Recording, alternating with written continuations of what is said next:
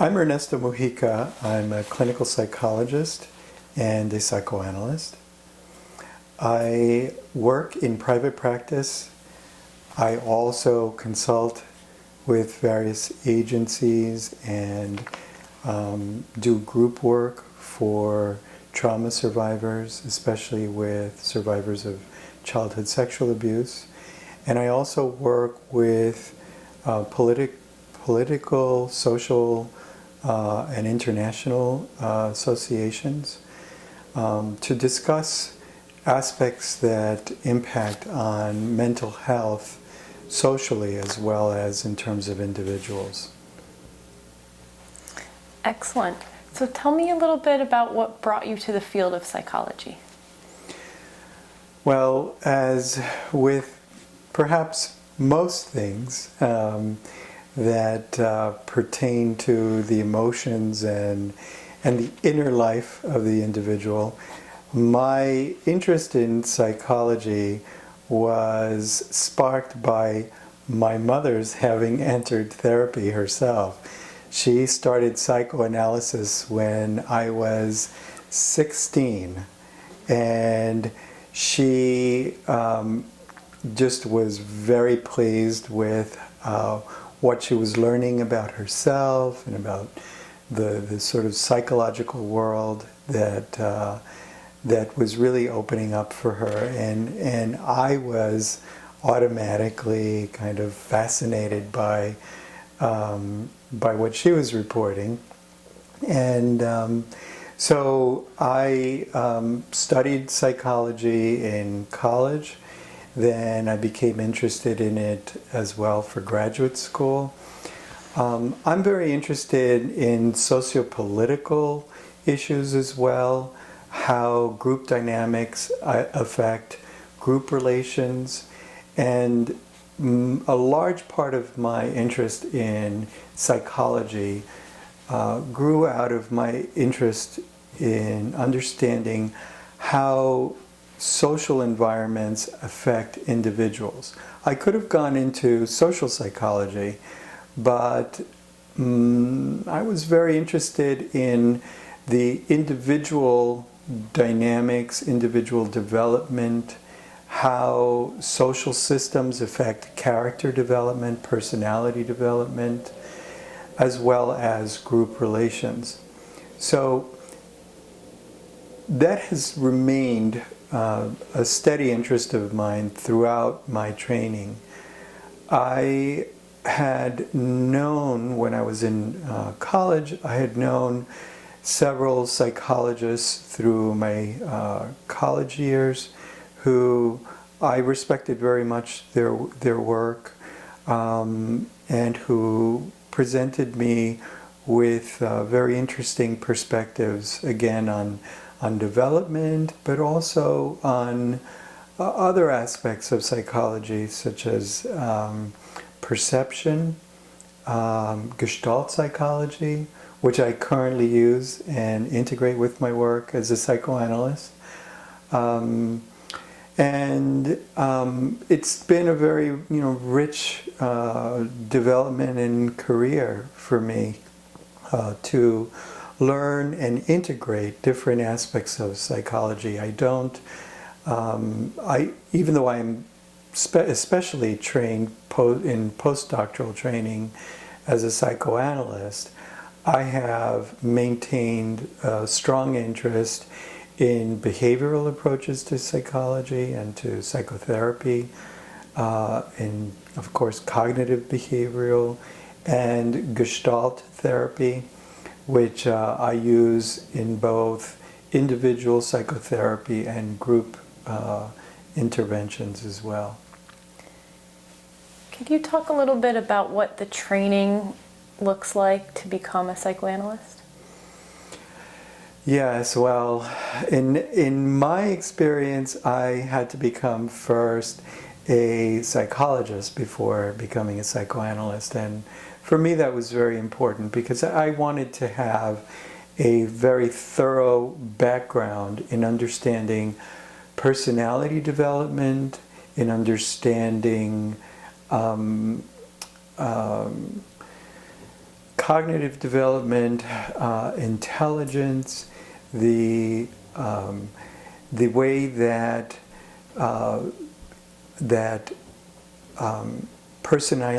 personality dynamics impacts on cognition, on intelligence, on a person's functioning, intellectual functioning, and emotional functioning.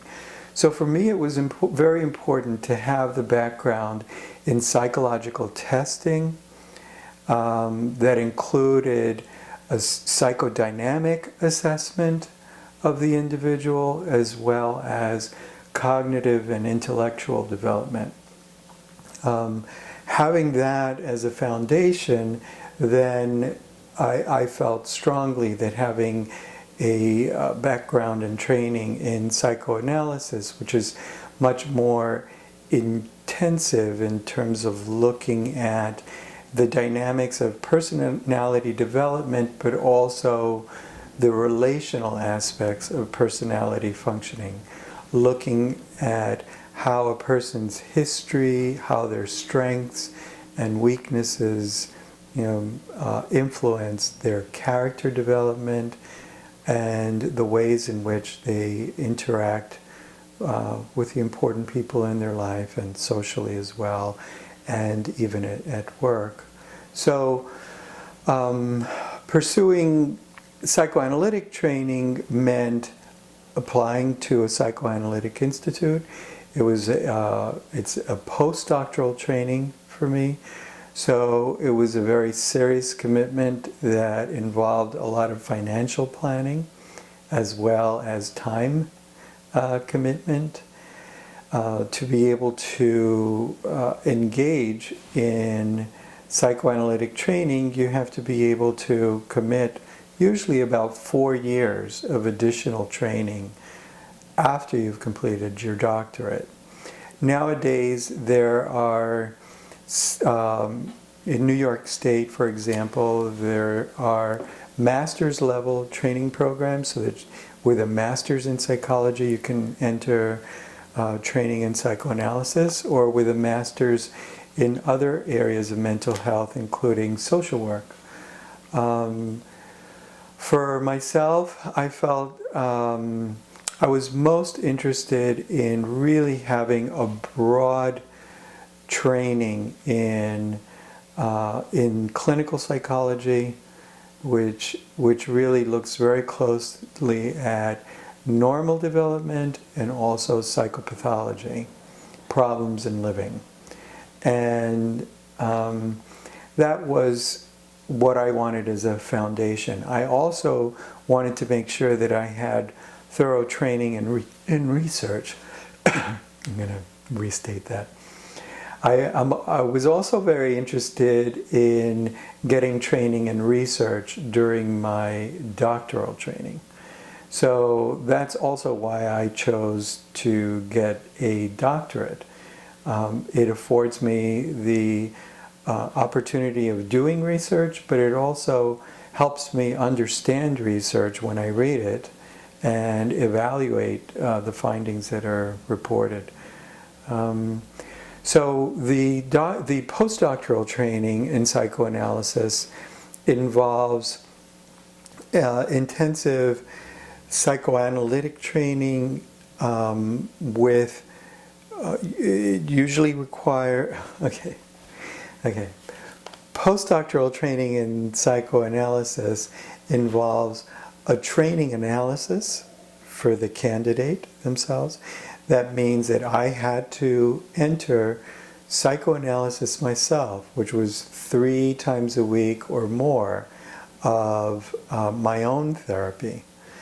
One of the reasons why that's important is because we bring ourselves to our work, and in interaction with our patients, it's extremely important to have a thorough understanding of yourself and how you impact on others.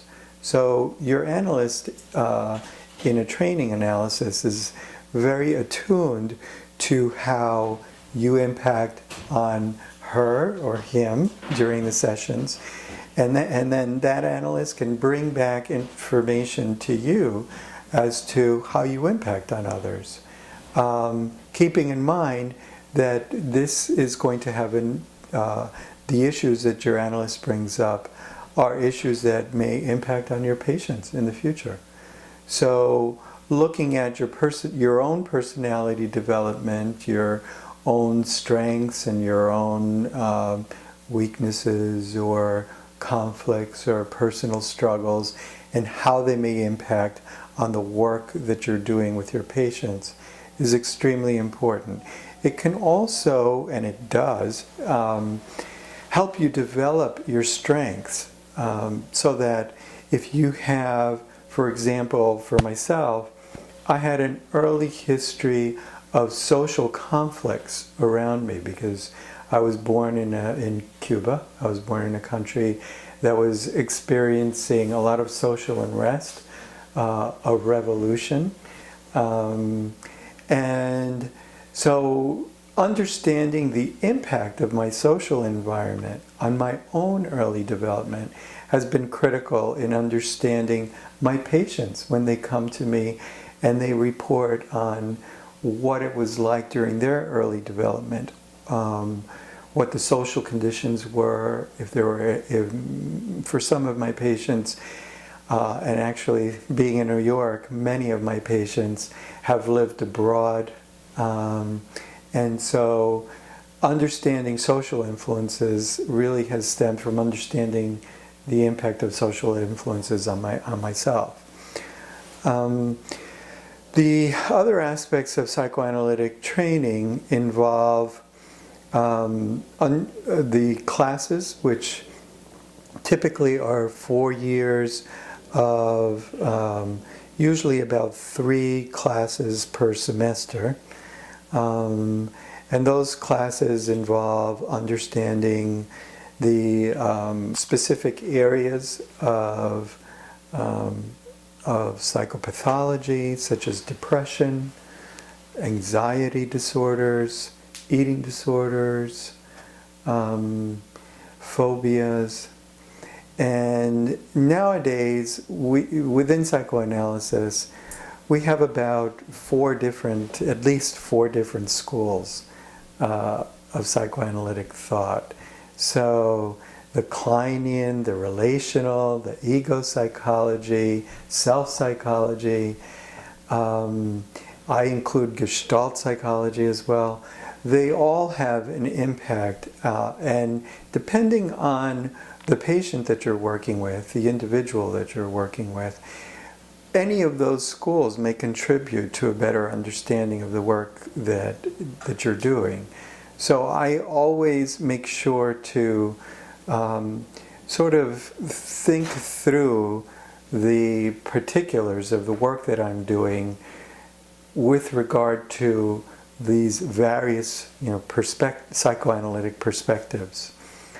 In psychoanalytic training, you're typically also required to see 3 or 4 cases in psychoanalysis. Each of those cases you're seeing 3 or more times a week. You also need to see patients in individual psychotherapy that may be 1 or 2 sessions per week. All of those cases are supervised by psychoanalysts, and those analysts may also come from different backgrounds in terms of what they emphasize in terms of their theoretical training. So it's a very rich exposure to learning about your work and the work of others. Through the class experience, you also get to hear how your classmates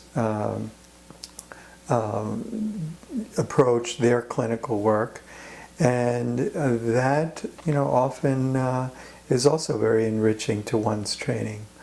So I highly recommend it, but I understand that it can be too much of a demand on an adult's time schedule, especially for persons who have families, children, and it may not be realistic. And there are less intensive programs for psychoanalytic and psychodynamic training. 1-year programs where one may meet 1 evening per week in classes, and that can also be very enriching, and it's really a lifelong learning experience, so you don't have to do it all at once. So you mentioned a couple of terms. You said psychotherapy, psychodynamic treatment, and psychoanalysis. Mm-hmm. Can you speak a little bit about the similarities or differences between those? Yeah. And psychotherapy I see as the broadest, most sort of generic way of addressing doing psychotherapeutic work with an individual, being helpful as a professional to an individual that approaches us or to a group that is meeting for the purpose of addressing problems in living. If I'm approaching my work with an individual from a sort of more purely eclectic psychotherapeutic perspective, I may include some aspects of behavior therapy with psychoanalytic psychotherapy, supportive psychotherapy. For example, this would be the case if I'm working with someone who may have a plane phobia, fear of flying, and I may do relaxation techniques where I help the person develop the ability to relax and center themselves and bring down their general level of anxiety while approaching the prospect of flying. But from a psychoanalytic perspective, as a psychoanalyst, I'm interested in conflicts that the person may have about flying that may be rooted more deeply in past experiences and family dynamics sometimes. A person may report a fear of flying, and as you explore it with them, you may learn, as I've had this experience with certain individuals, that the fear of flying really is a fear of separation. So the prospect of flying can be heavily loaded for an individual with the prospect of separating from their family, and then all kinds of anxiety may emerge as a person approaches that. Tending to the sometimes conscious and sometimes unconscious meaning of behavior allows then the individual to more consciously discuss what the conflicts are, what the fears are, what will happen if they fly. Maybe they're afraid that if they fly, that the family cannot survive well without them, or that a particular family member will be in high distress if they leave. So that's often helpful to address. Sometimes when I work with people with fears of public speaking, it's fascinating to look at the unconscious meaning as well as looking at what I can do behaviorally to help them feel more in control and less anxious. But for example, in public speaking, a person may fear exposure, opening up to an audience may symbolically represent letting their guard down, becoming vulnerable, and maybe they have a history of having been bullied as a child in school. And all of a sudden that emerges as a panic anxiety about being open in front of a group. They're too vulnerable. And it gives them an opportunity to work through that in psychotherapy and then bring that to their current functioning so that they can succeed in the work they're doing. It's fascinating to me that sometimes persons who have had a fear of public speaking can actually then become excellent public speakers, and then they love it. I've had that experience several times when then they've paid so much attention to overcoming it that then they become known at work for being excellent public speakers, and that in and of itself gives them the sort of repeat performance experience that leads them to more and more success in that area. So it can be quite a triumph after having suffered from a specific phobia. So those are some excellent examples of the way that you really think about the conscious symptom or conflict, and as well as try to understand the unconscious meaning and to look at a problem from multiple angles. Yes. So within psychoanalysis versus psychodynamic psychotherapy, is there a difference in terms of your approach, or are these two terms, can they be used interchangeably? I think it can be, one can work somewhat, always there's room to approach the work with an eclectic view. My primary interest is to be helpful to the patient at any given time in their treatment, as well as over the long haul. So I may be working with someone who, let's say, comes to me primarily for psychoanalysis, and they may state that from the beginning. They may say, look, my early childhood was extremely traumatic, or is something that I have a very vague notion of, even though I have some very strong memories, and I'd like to really spend some time in thinking about my early development. Or someone may say, look, I have recurrent dreams or recurrent nightmares. I don't understand where they're coming from, and I really want to get to the bottom of it. Those are instances in which I may take more of a psychoanalytic approach, because the person is asking me to look into what's going on unconsciously. Someone else may say, look, I really want to achieve X, Y, and Z, but I find that I keep undermining myself, and I don't understand why I do that. And it's become obvious to me, as well as to other people at work or to my partner, and I don't know what to say. And now I really want to take the time to understand this. I will, in psychoanalysis, at any given time, a person may also suddenly present with an issue that one can approach more behaviorally. A phobia, a specific phobia, can develop in the midst of analysis.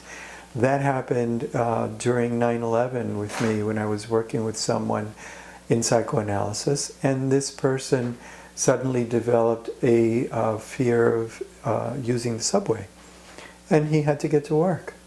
So we worked behaviorally regarding the use of the subway.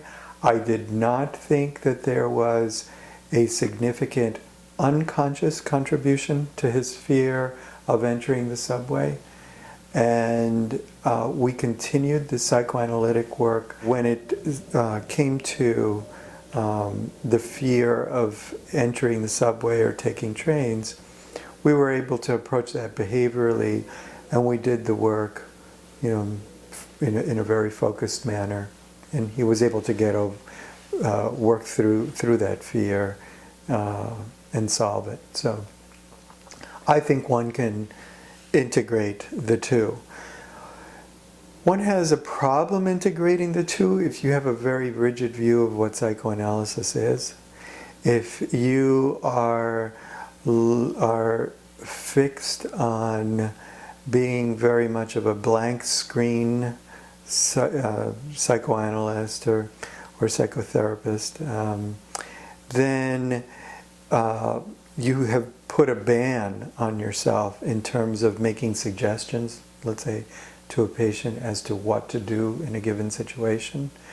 If you have stopped yourself from being able to make a recommendation to your patient about, let's say, how to lower your anxiety and how to get on a train and to stay on the train until your anxiety comes down rather than jumping, getting off the train as before you have a lowering of your anxiety. If you can't say that to your patient, then you can't work behaviorally and cognitive behaviorally. So that presents a significant obstacle.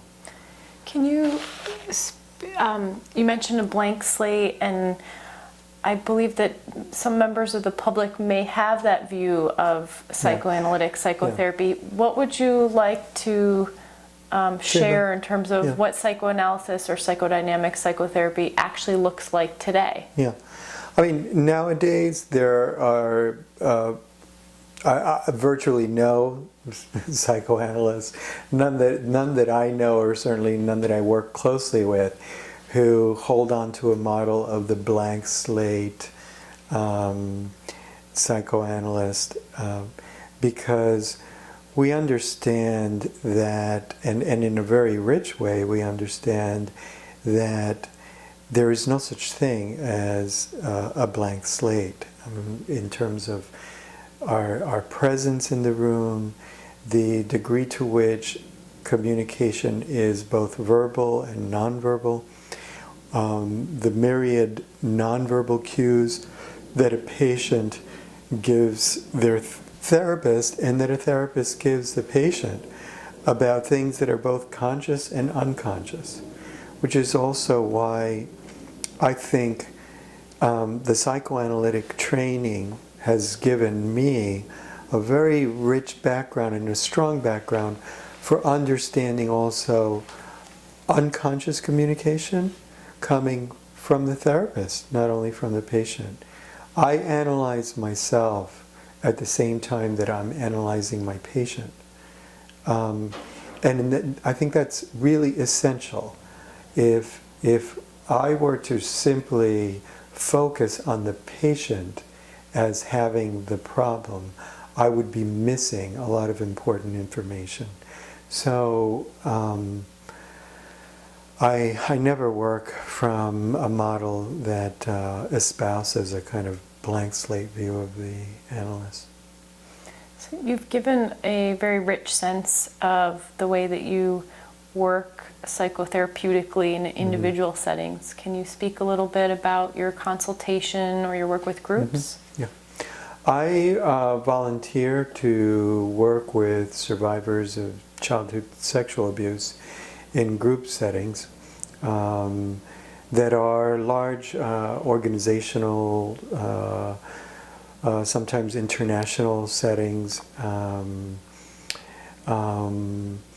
During those, like I may be involved in a group psychotherapeutic retreat for survivors of trauma or childhood sexual abuse. And in those settings, I will utilize with a sort of equal access Gestalt approaches, cognitive behavioral approaches, and psychoanalytic approaches to understanding what's happening within a group dynamic environment. For example, sometimes individual dynamic aspects may come into the group, the way a group relates. A particular individual in the group may, within a given period of time, influence the group to maybe consider things a certain way, or organize the group in a particular way. There may be a splitting of a group into good and bad, into me and not me, and factions develop within the group that can be projections of the inner life of a particular group member. It's very important to be able to then analyze that openly with the group as to the meaning of what's taking place. Sometimes the psychoanalytic perspective is very helpful in understanding why a particular therapist or why a particular individual in a group experiences maybe ostracism or experiences pressure to be the leader of the group. I find that a psychoanalytic background can be helpful in understanding the group dynamics. So it's always an interplay between conscious, unconscious, and then multiple theoretical possibilities as to understanding what's happening with an individual and what's happening in a group environment. What message do you have for students considering the field of psychology and also considering psychoanalytic training? With regard to psychology, it was a passion for me early on, from the time I was in high school. So even though I was also very interested in other areas like biochemistry and medicine, ultimately I was drawn to psychology because I love to interact with people, and I love learning about others and their view of the world. I love to share group experiences as well as in a dyadic one-to-one experience. So for me, being a psychologist is about being in human relationships. So that's absolutely central. If you're someone who is significantly ambivalent about being in human relationships, I would not recommend this field. If you're thinking that you're going to learn techniques and then influence other people's behavior through the application of techniques without really doing a lot of soul searching within yourself and understanding that at times you may be part of the problem that needs to be solved, then this may not be for you. But if you enjoy the richness of communication and can weather very strong the impact of strong emotional experiences and feel like you can come out the other side having gained something from it, then this is a very rich field to pursue. With regard to psychoanalytic training, it's a matter of intensity of emotional experience and training.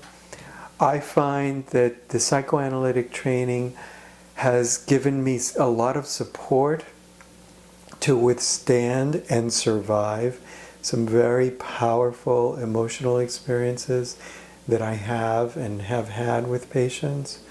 When someone describes early childhood sexual abuse, for example, it's extremely painful to hear. It's difficult to sit there and contain the emotions and to be able to then use the emotional experience in a way that helps to promote taking the next step for your patient and helping them feel like they can survive their pain and move to a next step in their development, while at the same time not yanking them out of their experience. Sometimes there are sort of get well quick, or 28 days to change, or how to open your how to enrich your life, or how to leave the past behind, and sort of quick approaches to working through emotional problems that are, I find, superficial and often make a person feel like, why can't they, benefit from these get well quick approaches. It's really not the person's fault. It's that those techniques are designed for single incident trauma. But I find that most difficulties that are substantial in life require a lot of close attention. It requires getting to know the individual. I don't come into a treatment relationship with the assumption that I am just going to be able to give recommendations to the person. I need to get to know them, and I need to get to know what is meaningful to them, when do they feel most alive, what will be helpful to them specifically, not giving them some kind of generic description of what to do.